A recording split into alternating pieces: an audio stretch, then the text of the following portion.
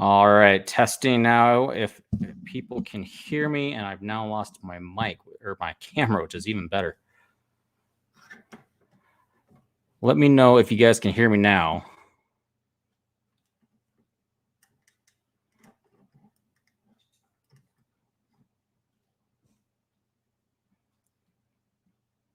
All right, sounds like people can hear me. We've just lost visual though.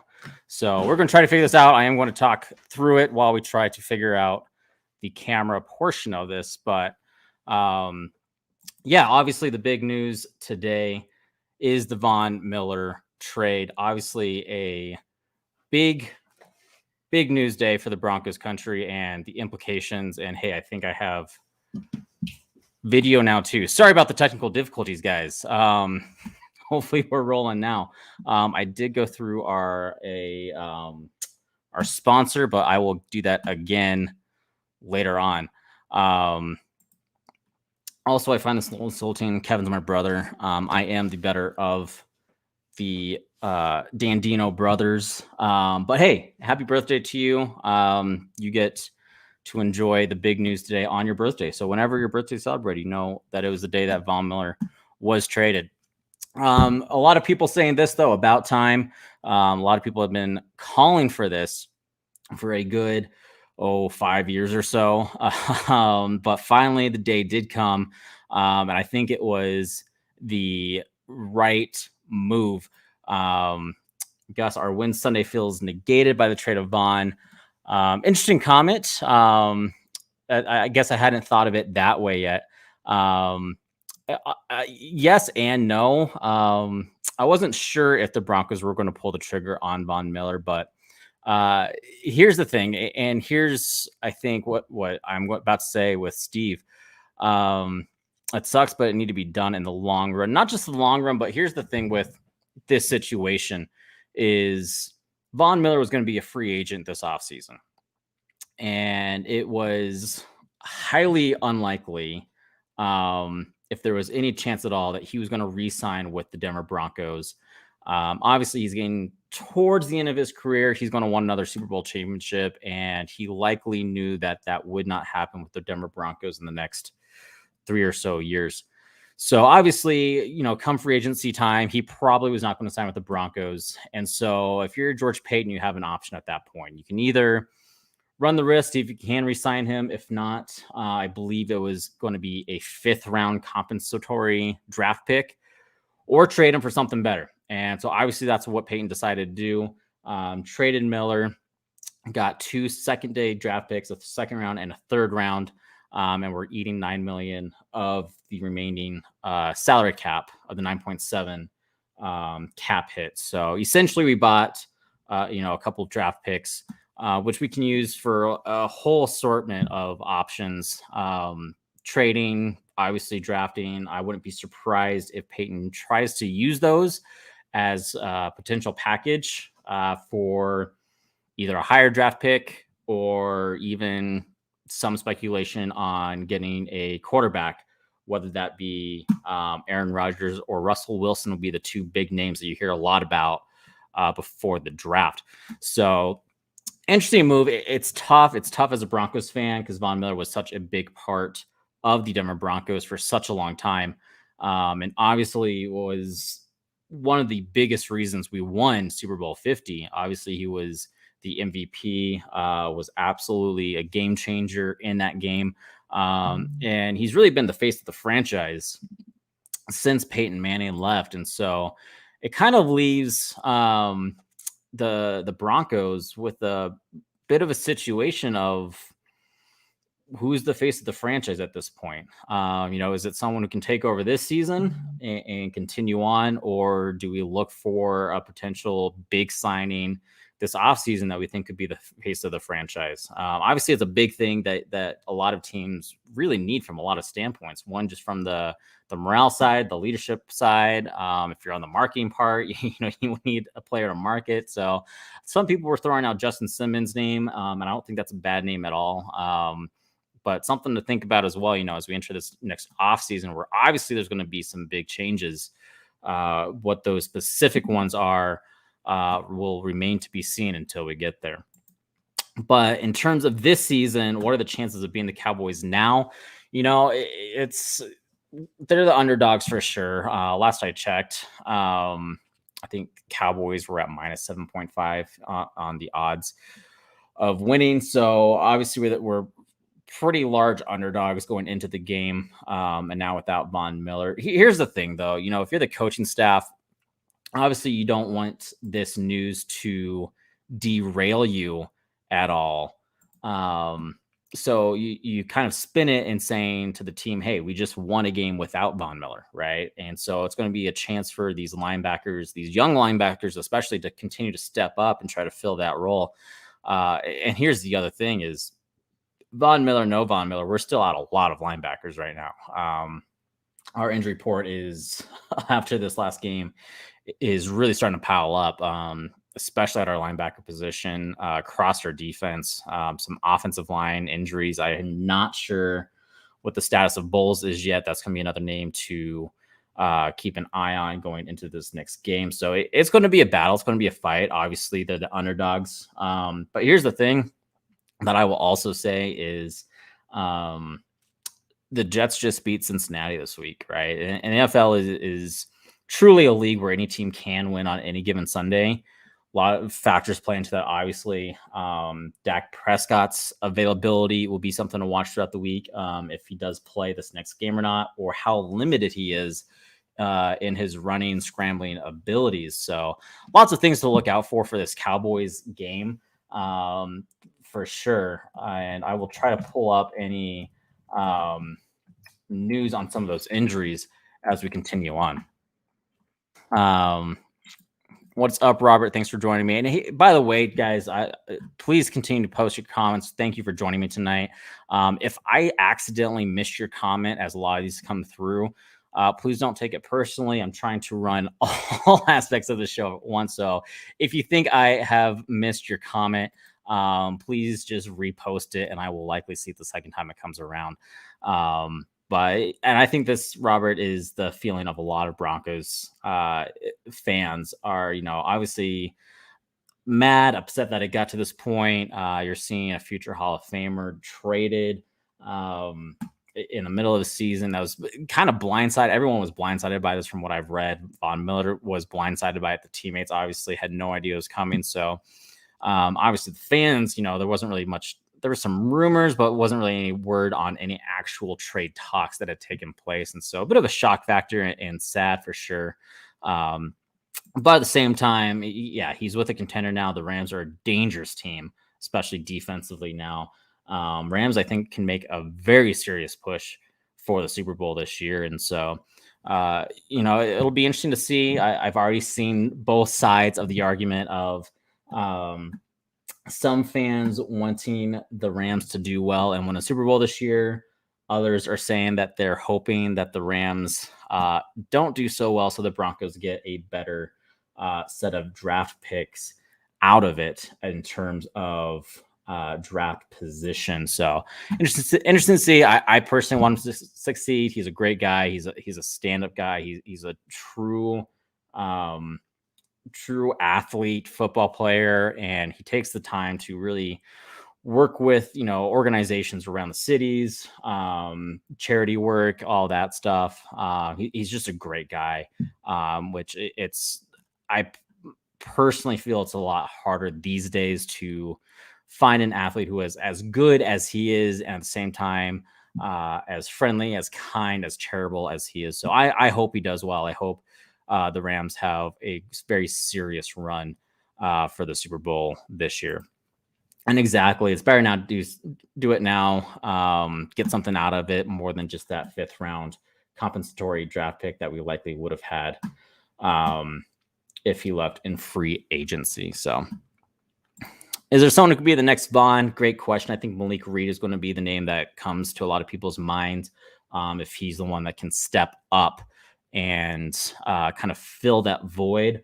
The other name, obviously, that's going to be thrown out, if he can find a way to stay healthy, is going to be Chubb. The upsetting stat of the day I saw that just kind of sucks based on what they could have done together is since 2019, Bradley Chubb and Von Miller had only played in 5 games together.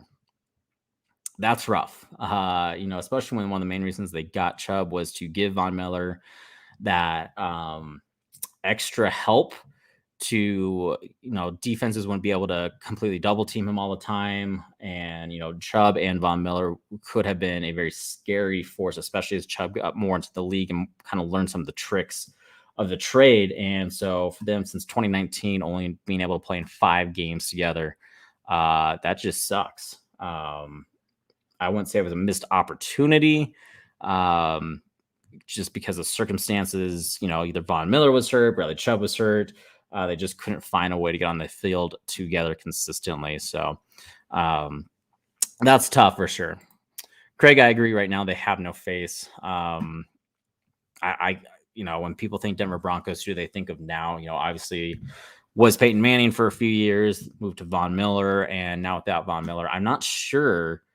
If you asked an average fan across the NFL, if you walked up to a Giants fan or a Bills fan, whatever, and you say, what player do you think of currently when you think of the Broncos? I'm not sure who that player is. I don't know who people think of. Maybe they say Teddy Bridgewater just because he's the quarterback right now. But a true face of the franchise is something that we are absolutely missing for sure. Hurt behind this. Yep. I'm with you there. Marcus, I'm happy for Bond, but where does that put Denver as a team? It's going to be interesting, right? I think right now we are in complete, in terms of limbo and football purgatory. I think the Broncos are as much there as you possibly can get. I mean, we are a 4-4 football team who technically isn't out of the playoffs yet. They could make a push for the playoffs, but they're definitely not a Super Bowl contender. So, even if they do make the playoffs, they're likely out wild card weekend. If they somehow win wild card weekend, there's no way they're advancing past the second round.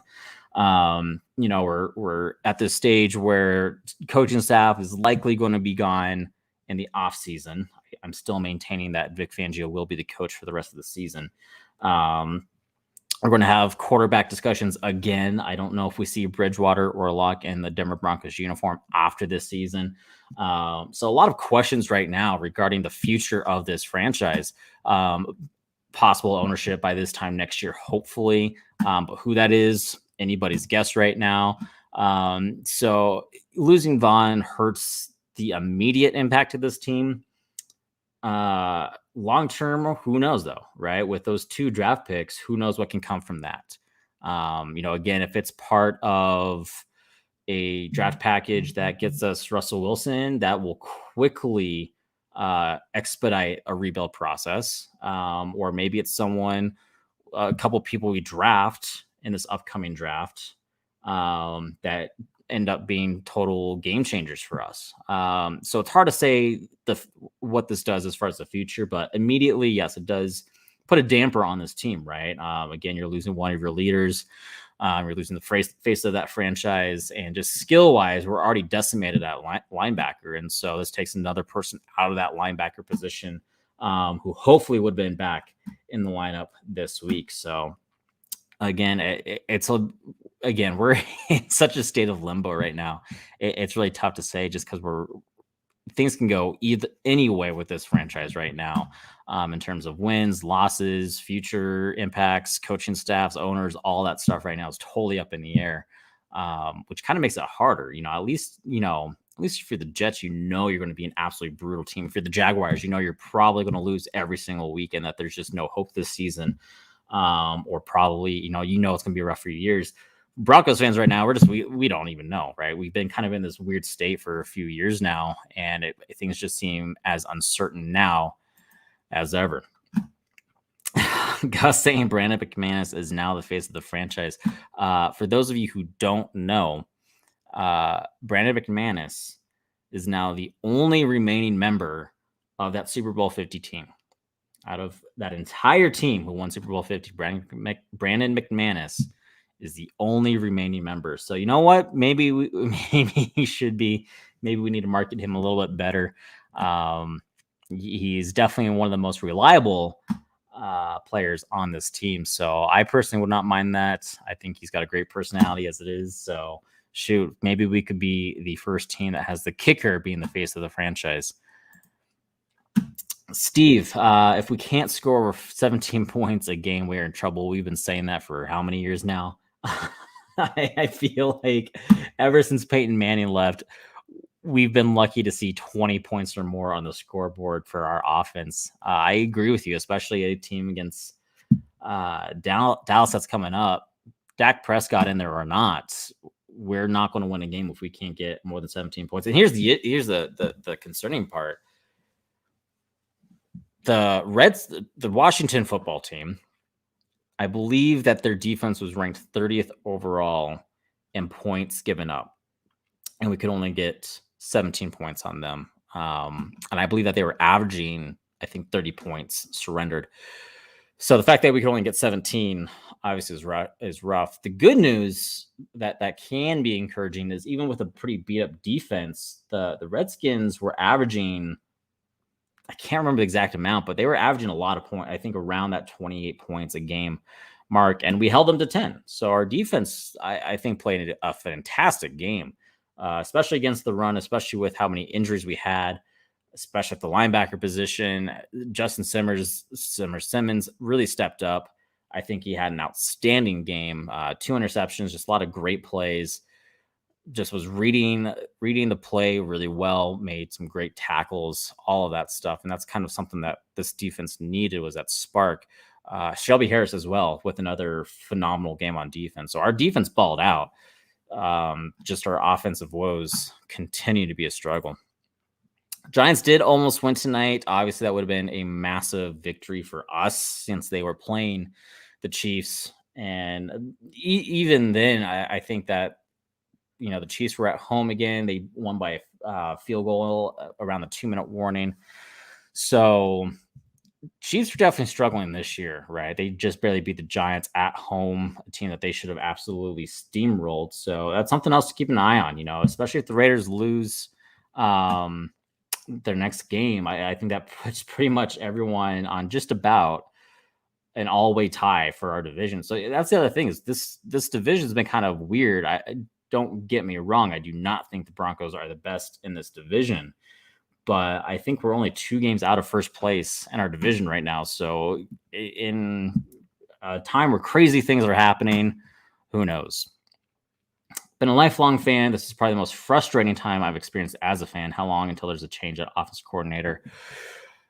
Craig, I wish I had an answer for you. I think this is the most frustrating time any of us have experienced. And I think it's good, going back to what I was talking about earlier, where there's just such this state of uncertainty. And it seems like no matter what changes, the wheels just continue to spin, right? Whether it's a new GM, new coach, new player personnel, new quarterback, no matter what this team has tried to do over the last several years, it's just like we're spinning the tires and nothing's making a difference. So it's definitely frustrating, especially knowing that there is so much unknown going on into the future. As far as change at offensive coordinator at this point, if there would be a change at offensive coordinator, I would not expect that to happen until the bye week. Give the offense a couple weeks to really get a new playbook understood, know how they're going to call the plays for the rest of the year. But maybe this next week is the week where that changes against Dallas. If they kind of lay a goose egg against Dallas, maybe that's enough to push Shurmur out of the door. And who knows who calls plays at that point? I believe Mike Shula would. But that again, more questions than answers at that point. I do think that if a coaching staff change is made this year, it will be Shurmur, not Fangio, which I know I've discussed on the show before. But I do believe that Payton has made an agreement with Fangio at some point, whether it's before the season, a few games into it, recently, whatever. But basically, the benchmark is the playoffs for Fangio, which obviously is probably going to take close to the full season to know if the Broncos are eliminated from the playoffs or if they can sneak into it. So, at that point, if we're only 2 games out, 2 games from the end of the season and we find out we're no longer in the playoff picture, they're not going to fire him with 2 games remaining. So I do expect Fangio to be here with us for the season. Probably not so much into next year, but as far as Shermer goes, I would like him out. I believe he has helped create 1 touchdown on the opening drive in 25, 26, 27 opening drives that he's been offensive coordinator for this team. So if there's a change to be made immediately, I do agree that it should be our offensive coordinator. That is another concern with Vaughn is, he is on the wrong age of football prime, if you will. And especially at his position, he's been struggling with some health issues. Some of it's just been bad luck. Some of it's been minor. But obviously he missed all of last season with a very tough injury, a rare injury that you don't see that often, honestly, with that peroneal tendon dislocating. And this year, had a small tweak, was close to being ready this week, but just couldn't make it happen. So he said he probably would have been available next week against Dallas. So, but that is another point where, he's going to be entering free agency. He's on the wrong age in terms of a prime linebacker. So, if you're going to trade him, trading him now is definitely the right way to go.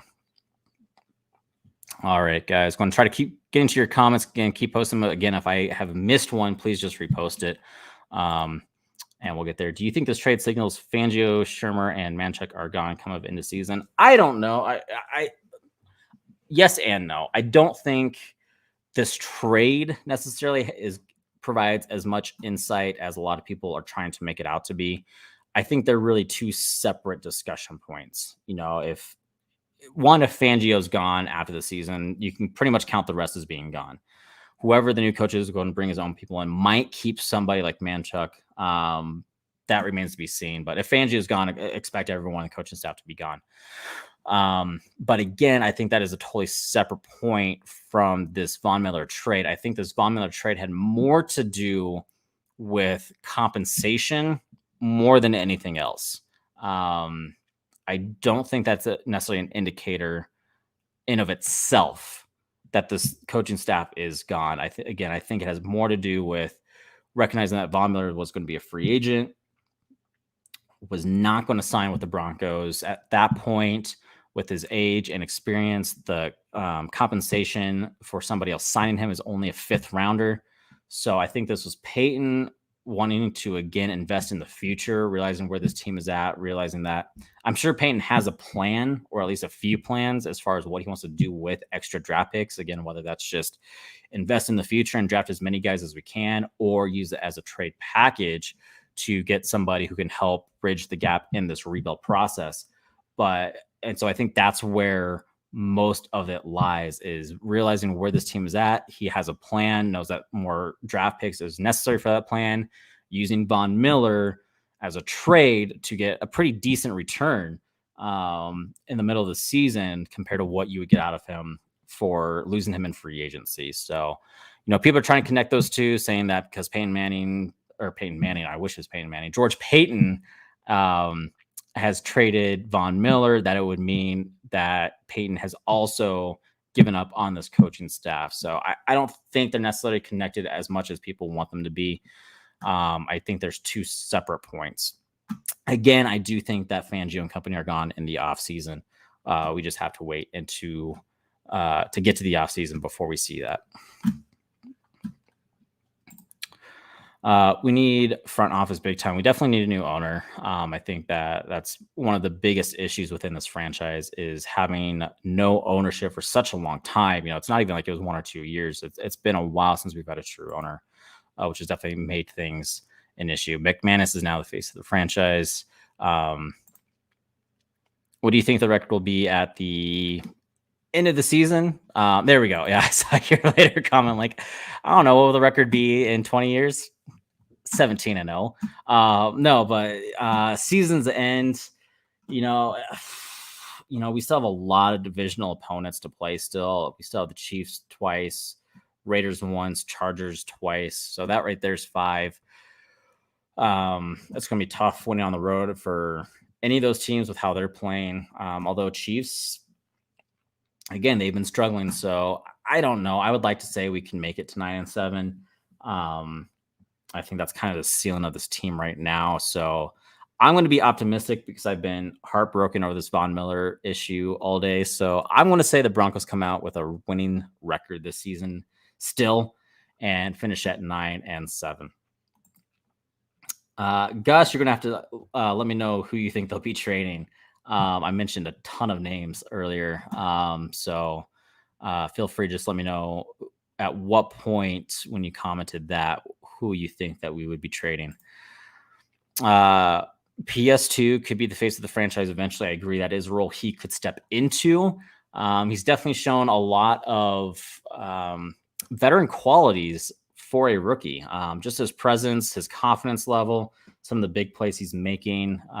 He's definitely got a bright future. And I think that honestly, from what I've seen from PS2 and Justin Fields, I think absolutely PS2 is the right draft pick. I think a lot of people who are saying that Peyton screwed up right away by not drafting Justin Fields, I think that's a big overreaction because we don't know how Justin Fields is going to turn out. But if we're just judging on this season so far, then PS2 absolutely has the upper hand over Justin Fields. So I agree he has the potential to grow into that role, but I don't think he's quite there yet. I don't think he's quite that game changer that you really need that face of the franchise to be.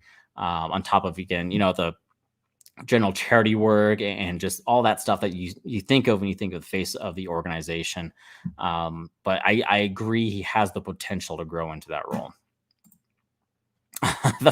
Not just the fumble, the entire last series was atrocious across the board. The calling a pass that turned out to be Bridgewater throwing the ball away instead of just sliding and eating clock, the fumble, all that stuff. In terms of truly horrible play calling, horrible execution, horrible football sense, whatever you want to call it, horrible game management, whatever terms you can think of, it falls into those categories of that last series. That would have been, fortunately, we don't have to find out for sure what it would have done, but I can certainly imagine that there would have been some repercussions if the Broncos ended up losing that game based on that last series and that fumble that gave Washington another unnecessary chance within, I think they were still in the red zone at that point, if not very close. So, but yeah, that's, 11,000 no-shows. And I don't think that even counts all the people that left at halftime. I definitely feel the second half looked a lot emptier on TV than it did the first half. I think a lot of people obviously showed up for the Peyton Manning ceremony, and then after that they bounced. And so I'd be curious how many were actually there by the midway point of the fourth quarter. But this is, fans are fed up. And here's the thing: money talks, right? Money talks. Once ownership, leadership, right now GM, all that fun stuff. Once they see that those dollars going away, they start making big moves. And maybe this was part of that, where Peyton saw that, hey, we're losing a lot of money, we're having a lot of people not showing up, we need to gear up to be ready for a big offseason with a lot of big moves to redraw fan interest. But yeah, it is a little concerning to see that many no-shows for sure. I agree. I think Kansas City's trash. They're all washed up. No, just kidding. Patrick Mahomes is going to be Patrick Mahomes. I don't think you can say he's washed up or is totally trash like some people are saying. I know that's not what you're saying, Craig. You're saying the team, and I agree with that. But as far as what I've seen people say, they're saying that Mahomes has been figured out. He's trash. He's washed up. I don't think that's the case at all. I just think he's playing for, and your point, a not good team, right? I think their defense has been absolutely abysmal. From what I saw tonight, their offensive line has not been gelling very well. It's pretty much a very rebuilt offensive line that Kansas City has this year, and they just haven't meshed. Sometimes that chemistry is needed, and when you put together a brand new offensive line across the board, it takes time, but sometimes it just doesn't work out for you. And I think that's part of the issues that Kansas City is dealing with. But I agree. Green Bay is absolutely the better team by and far. I think Rodgers is still easily one of the best quarterbacks in the game. You could definitely say that Mahomes on just raw talent is one of the best QBs of the game as well. But when he doesn't have a supporting cast that he's had the past few years, as far as the protection, the defense to support him, things start falling apart. And I think that's what we're kind of seeing with this Kansas City. So I'm curious how the rest of their season plays out. They're now back to 500, 4-4 as well. Which, hey, again, we're keeping pace with Kansas City, which we all said was the goal at the start of the season. But it'll be interesting to see how the rest of their season plays out as well. If the Broncos find a way to sweep them when both the games, I don't think that's going to happen. But hey, if they find a way to, then that drastically improves the overall feeling of the success of this season. So, but that is a much later problem in the season for the Broncos. We don't play them for a while, but I agree. I think Green Bay is going to absolutely roll them. Marcus saying they need to put people in the front office that know football at the end of the day. I agree. I think Payton's a good first step. I think Payton has made some really great moves personnel-wise. Some of the players he's brought in have already made immediate impacts. So we'll see how that carries over into next season, especially with, some big time decisions such as the coaching staff. And we'll see, kind of where that goes. Right time to trade Miller. I'm guessing you're talking about Miller. I agree with that. Not really. At first when I saw it, I was like, is that really all we got for him? But when I started, when you think about it, it's a second round and a third round, which, are pretty significant. And, when you compare it to other trades within the season, it's about what you would get with any quarterback move within the middle of the season as well. So it's pretty standard. Maybe they could have asked for a little bit more. But at the same time, a bit more would have been a first rounder. And I don't think we would have gotten a first rounder for Miller due to his age and some of his recent injury ailments. At first I was, but once I kind of digested a little bit, looked into it, it was actually a pretty fair deal on both sides. Everyone's happy. Von Miller is obviously a bit upset, but he's going to a contender now to another Super Bowl. Rams got another great pass rusher. Broncos get 2 really good picks out of it. So in terms of personnel and strategy and all that stuff, everyone's happy, other than, of course, Broncos fans. But again, going back to no-shows, and you know what? I would argue that it's not just Fangio and company in terms of coaching staff, but Fangio and company in terms of team. I think the team is underperformed. We can go back to the days of Vance Joseph, where things really started going into the ground. I think Vance Joseph absolutely set our franchise back 5 to 10 years with some of his decisions and just how horrible of a head coach he was at the time. You're right. Fangio is definitely part of that equation, but I don't think it falls directly on him and Shermer. It does to a degree, but I think full picture, this is an issue that goes way beyond Fangio and company. I think if it was just Fangio and company, then you make a quick coaching staff change and we're heading in the right direction. I think that, again, big picture, there's so many things off about this team, about the organization of this team, that it's going to take a lot more to fix it, both the on-field product and then therefore the no-shows as well. And hey, it's not out the door statistically. I mean, in terms of likelihood and odds, yeah, it's not looking great for the Broncos, but hey, again, we're still technically in the running for first in the division. Not that it's going to happen, but if we're talking in terms of statistics and likelihoods and mathematical possibilities, Broncos can still win the division. So it's not out the door. And again, yes, I'm being a little overly optimistic because of the news. I mean, here's the thing. Raiders are 5-2, Chargers 4-3, Chiefs and Broncos 4-4. So realistically, Raiders have the tiebreaker right now with the head-to-head matchup. But we're technically only one game out over this division, which is stupid with how stacked this division is. But because of that, we honestly might not, if things continue to trend this way, we honestly might not be statistically eliminated from the playoffs till the very end. So we'll see how that plays out. Denver's biggest problem right now are in the coaching ranks, from head coach, offensive coordinator, strength and conditioning. Once you start kind of throwing all of that into one group, I don't know. Not saying you're wrong. I'm saying I truly don't know. I did see some comments, which I will kind of defend. Some people saying that the athletic training, the medical staff needs to go and needs to be changed. I will argue that one till my death, because the people saying those type of comments haven't taken a single medical class in their entire lives. So all they have is Dr. Google. So that, in terms of that, I will defend that till I'm dead. As far as the rest, I don't know. I don't know enough about the strength and conditioning staff to know.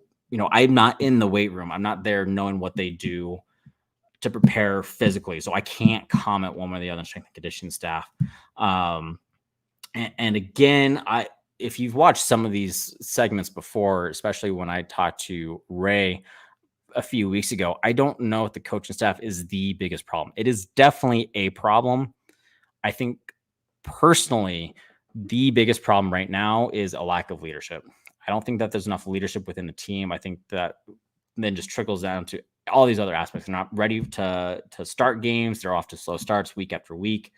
No accountability within the team ranks, poor execution. And again, I think they truly work hand in hand. Case in point is, if we go back to this last series, you had two questionable play calls, right? So let's start with the pass, right? So the passing play, very questionable play call. That's on Shermer and Fangio, sure. But at the same time, when Bridgewater was under pressure, he should have enough football IQ at this point to know to just go down, take the sack, keep either running the clock or force the other team to take a timeout. Don't throw it away. That stops the clock. So both parties equally accountable for that. Next play. Okay, we're going to run the ball. Safer play, but still not as safe as just taking a knee, whatever. At the same time, Gordon's the one that fumbled the ball, right? He didn't wrap up properly, didn't have great ball security. They were able to knock it out. So again, both parties. So I don't know.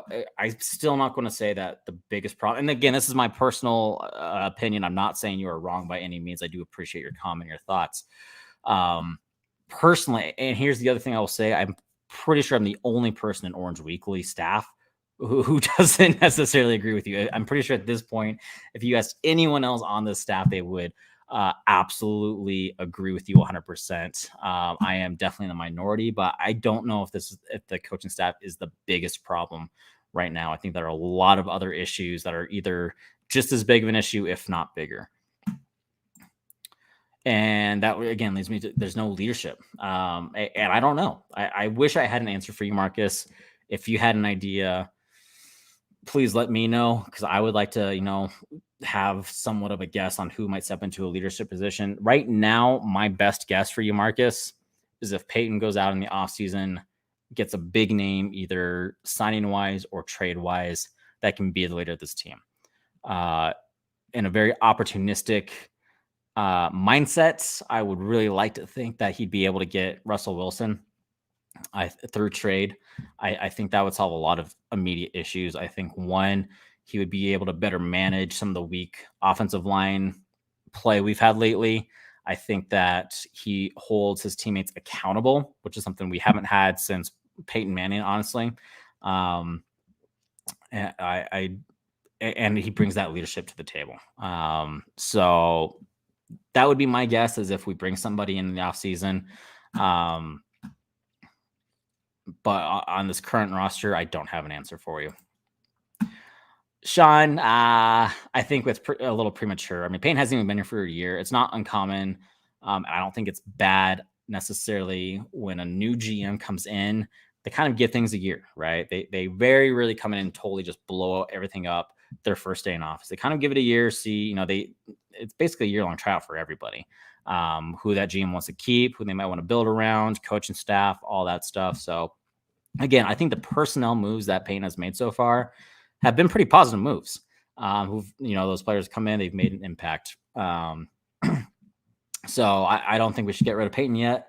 I think that he's got a very bright mind, and it's going to be a very, very, very big and busy offseason for him for sure. So we'll see what he can do. And here's the thing: Rams weren't going to do that. With the trade deadline in the middle of the season, a team's not going to give away a big component to get a big component, right? They're either looking to, if they truly feel they're in a competitive position to win the Super Bowl, they're going to give away draft picks to try to add more pieces to their puzzle. They're not going to try to do one-on-one swaps. You see more of that in the offseason maybe, but in terms of trade deadline moves, all of that, again, you got your buyers and you got your sellers. So you got, your teams that are wanting to give away their big aspects for draft picks to, bolster their future. And then you got teams who are willing to trade away their future draft picks for more of an immediate impact. So I think if Peyton asked for either Donald or Ramsey, they would have gotten laughed at and said, we're not even going to approach this. Steve, I see you try to post something. I don't know if you meant to or not. Coming up as a blank comment on my end. So if you did try to post something, go ahead and just repost that for me. Otherwise, guys, I'm about to wrap up. Be sure to tune into the rest of the week content that we provide for you. Again, our flagship shows tomorrow, 7 p.m. We've got podcasts coming out your way. We've got Tailgate Talk an hour before the game. We've got Halftime Hash, all kinds of fun stuff. So make sure you tune into those as well, where they will further break down the game that we just saw against the Washington football team, which, by the way, I think was just a brutal football game to watch across the board. Both teams were doing their best to lose that game. So they'll definitely break that down more. And as we look into Dallas, they'll break that down a little bit more. And I'm sure, obviously, they will talk more about the Von Miller trade and the impact of that. However, let's just very quickly, Von Miller's career stats as a Denver Bronco, 362 solo tackles, assisted with 119, 110 and a half sacks as a Denver Bronco.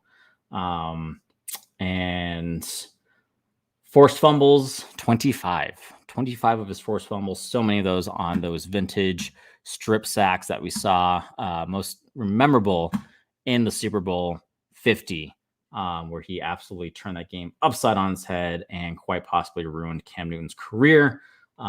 Since as of that game, Cam Newton has been nothing but a ghost of his former self.